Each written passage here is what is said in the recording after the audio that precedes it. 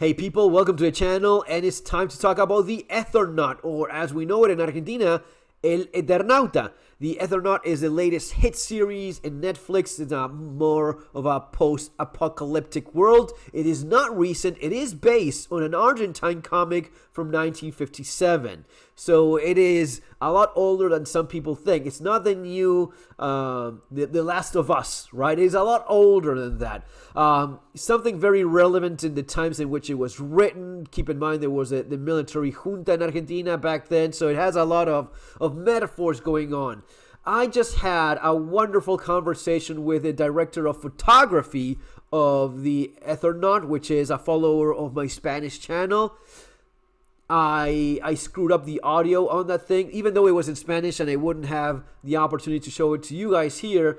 I messed up the audio on his side, so it's just the video, my audio, and him not being there sucks. It was wonderful. We talked about so many things, not only about the series, but about the things he picked up from the preparedness content of my channel that he thought was relevant, and even the selection of weapons, how someone in Argentina that would be a prepper around those days and in his age group would probably go with a Winchester, which I fully agree with because it's a fairly popular weapon in Argentina, in the country, a lever action 4440, and so many other cool things, from the flashlights and how they work with the cameras and how they adapted some of these older ones with more powerful LEDs.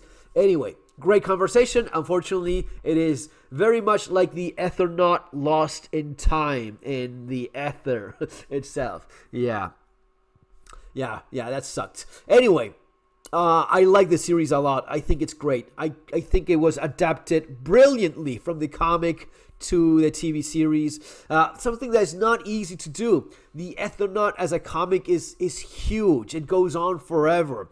Now, him being the director of photography, he explained how some of the more emblematic and some of the more classic, little comic boxes are actually in the series. Some of the more the more traditional cuts from the comic show up in the TV series as well. The essence is also there. There are differences in terms of the times. In the original, in the comic, it was, well, from back in the 50s.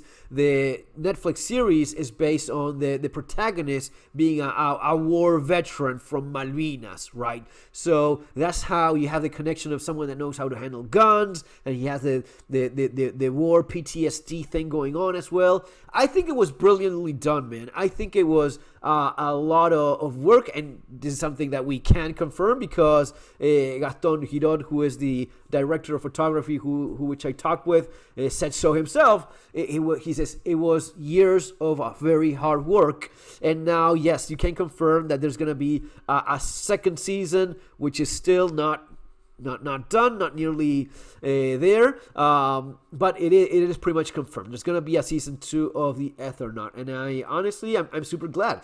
We even talked about some of the typical Argentine jokes and how they had to decide, are we going to adapt this for a more of an international audience, or will we have the courage to stick to our guns and what we are, and let it be what it is? If people go along with it and like it, sure. Lots of Easter eggs. Anyway, I think it's great. I liked it a lot. Of course, it is a lot more closer to home for us from Argentina than it is for someone else. But it is clearly the case that that original aspect that it has, that creativity thing, that loyalty to what the series is, does reflect in for the international viewer too, because it has a very good rating. I think it's 96, 97 in Rotten Tomatoes, so it's been very fairly well received by both critics and the audience in general. Anyway, the ETERNAUT, you have it in Netflix right now. It's going to be a little bit of reading. There's going to be a few subtitles, but it's a very graphic TV series giving that's based on the comic, right? I think it's totally worth it. I really liked it, and I hope you enjoy too. Take care.